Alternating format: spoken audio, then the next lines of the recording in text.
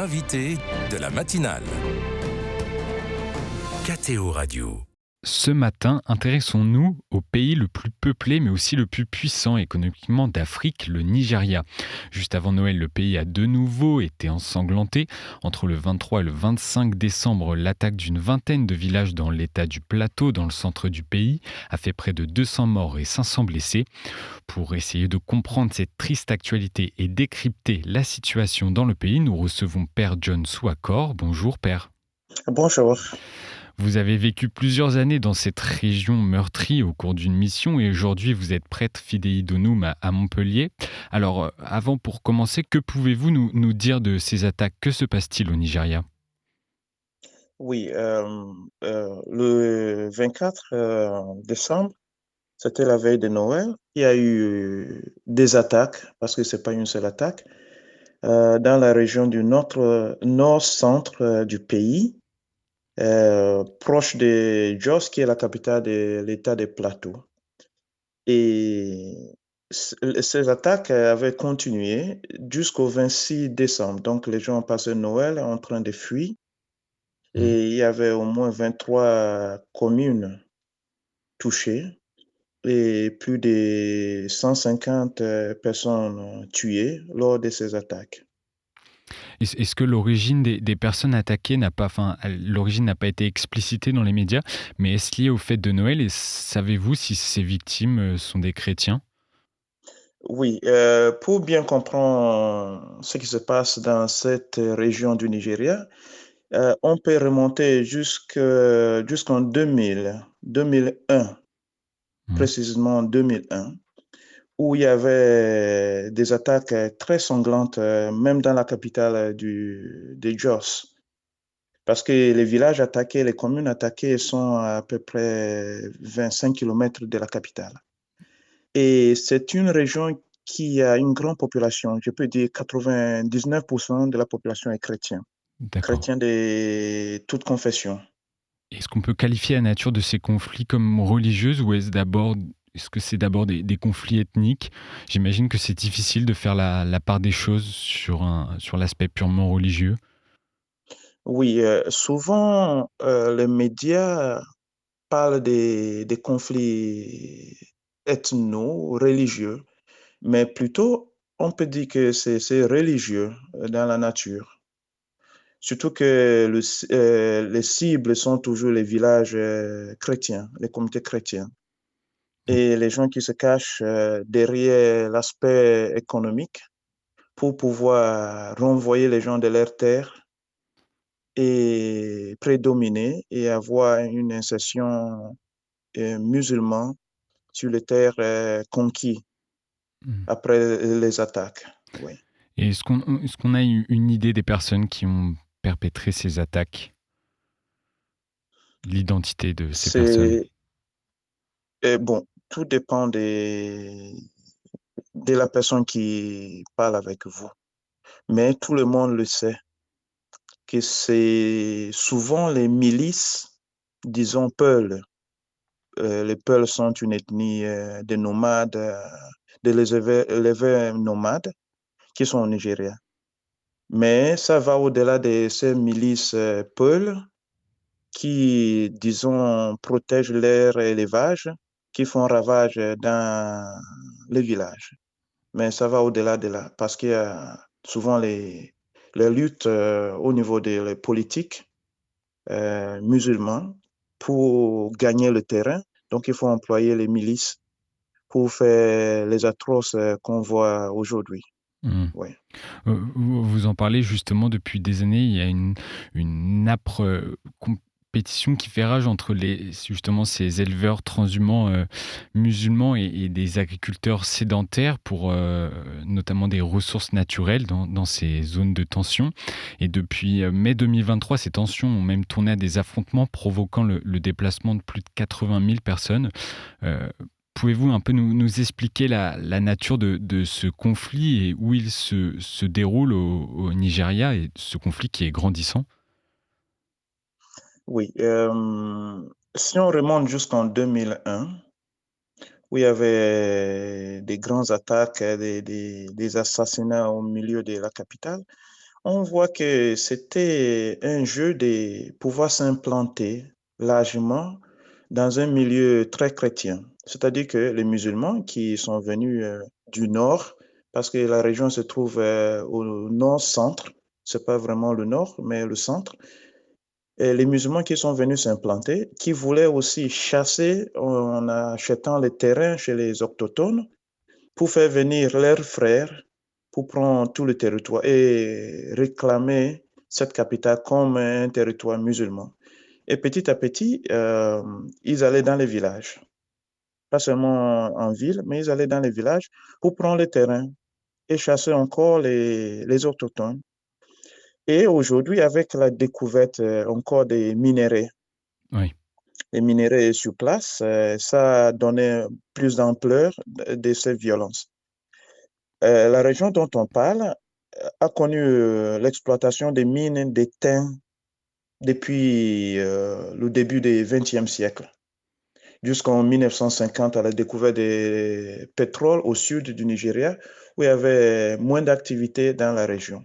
Mais aujourd'hui, quand on parle des autres minéraux, comme de l'or, des diamants et autres sur place, ça donne encore un enjeu pour se cacher derrière l'aspect religieux, pour prendre tout le terrain, tous les villages où se trouvent tous ces minéraux, pour pouvoir continuer à miner, à exploiter les mines. Voilà. Donc, Le, ça donne une idée déjà, oui. le père nigérian que vous connaissez, Clément Chimaobi Emefu, qui connaît très bien également la situation nigérienne, parlait en 2022 d'un projet d'islamisation mis en place dans le pays et soutenu notamment par le parti gouvernemental au pouvoir. C'est quelque chose, c'est un sentiment que vous partagez? Bon, moi, j'ai travaillé dans cette région. Je suis issu aussi de la région. Mon État est un État voisinant et j'ai travaillé dans un autre État qui fait, disons, 50 à 60 kilomètres de là où il y a eu des attaques. Hmm. Et je peux vous donner aussi un témoignage personnel de ce que j'ai vécu pour collaborer aussi ce que le père Clément avait dit auparavant, d'islamisation. C'est-à-dire que nous avions, dans l'ancien gouvernement qui n'est plus sur place depuis le début de l'année dernière, Depuis mars euh, 2023, oui. des- oui, exactement, le précédent qui était un fanatique, qui avait dans son programme d'islamiser le pays, comme ses prédécesseurs n'ont pas pu depuis longtemps, depuis avant la colonisation. Pour lui, c'était l'occasion, en tant que fanatique, d'accomplir le désir de ses patrons et autres. Donc là, le Nigeria le sait. Et aujourd'hui, nous avons un gouvernement dirigé par deux musulmans. Le président et le vice-président sont musulmans. Donc, toute attaque contre les chrétiens ne les disent rien. Ça va toujours dans le sens de donner le terrain aux musulmans. Parce que quand on voit la statistique du pays, le Nigeria fait plus de 50% chrétiens. Mais quand on donne les statistiques officielles, on dit que les chrétiens sont dans la minorité à cause de ces projets d'islamisation du pays. Et puis on voit les effets. On Oui. voit les effets. Parce que moi, là où j'ai travaillé, je sais que j'ai vécu des choses où les gens venaient se cacher au presbytère pour pouvoir ne pas être tués dans la nuit par tous ces assaillants. Oui.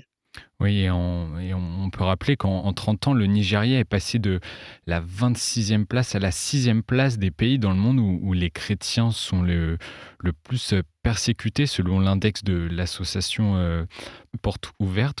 Est-ce qu'on peut dire qu'il y a vraiment une méthode organisée de persécution des chrétiens? Oui, on peut le dire. On peut le dire. Et on voit ça souvent dans le Nord. Et systématiquement, les 3 dernières années, c'était l'affaire des enlèvements des pasteurs et des prêtres. Et pourquoi l'enlèvement des pasteurs et l'assassinat des prêtres? Parce que ce sont les personnes qui sont des rassembleurs des communautés. les communautés se rassemblent autour de ces pasteurs et des prêtres. Donc, le programme, c'est que si on tue un prêtre, si on enlève un pasteur, la communauté sera obligée de se disperser. Hmm. Et les autres viendront envahir la terre et réclamer la terre comme le leur. Voilà, c'était ça le programme. Il y a des mouvements de population qui sont toujours plus nombreux, notamment chez les chrétiens, qui sont obligés de fuir davantage vers le sud, qui est à majorité chrétienne. C'est ce qui se passe aujourd'hui. Il y a beaucoup de déplacés au sein du pays. Souvent, pas seulement dans le sud. Les gens vont souvent dans les capitales de leurs États D'accord. pour ne pas rester dans les villages qui sont souvent isolés, où il n'y a pas assez de sécurité. Et on voit aussi que parfois, au niveau de la sécurité, on envoie les militaires, les policiers qui sont musulmans pour protéger les villages chrétiens. Et quand il y a des attaques, ils ne sont pas là pour protéger les personnes. Ils s'alignent avec leurs frères musulmans, parfois pour aussi attaquer ou les laisser faire. Parce qu'il n'y a jamais eu des enquêtes. Personne n'a jamais été trouvé coupable dans les attaques depuis les années 2001. Donc, c'est bien organisé dans ce sens. Et les déplacements sont souvent vers les villes où se sont plus protégés. Oui. Ouais, oui, pour récupérer aussi ces terres où les ressources sont importantes, comme vous l'avez dit.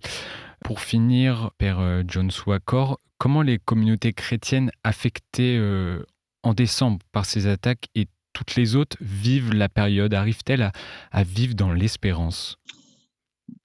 Bon, les gens sont ouverts à accueillir les autres qui sont déplacés. Il y a des paroisses et les églises où il n'y a pas assez de soucis qui reçoivent toutes ces personnes et qui essaient aussi de les donner des vivres.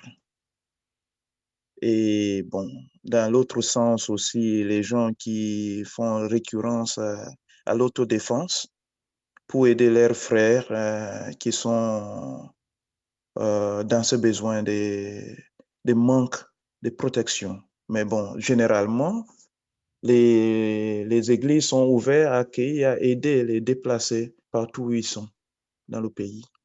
C'est la mission aussi et des chrétiens en ce sens. Je vous remercie beaucoup, Père John Swakor, d'avoir répondu aux questions de KTO Radio. Je rappelle que vous avez vécu pendant plusieurs années dans cette région meurtrie par ces attaques et vous êtes aujourd'hui prêtre fidei donum à Montpellier. Merci beaucoup, bonne journée. Merci, bonne journée, au revoir.